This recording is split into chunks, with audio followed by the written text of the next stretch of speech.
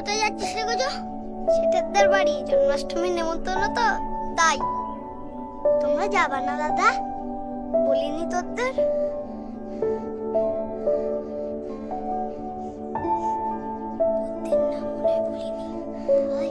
অবশ্য ওরা বেছে বেছে বলেছ তো, সবাইরে তো বলিনি। কেটা বলেছে? আমাদেরও বলবে, আমাদেরও বলেছে। দাদা হাটে গেছে, হাঁটাতে মিলে দাদার সাথে যাবো। চপ বাবা, তো অরুণ করতেছিস কেন?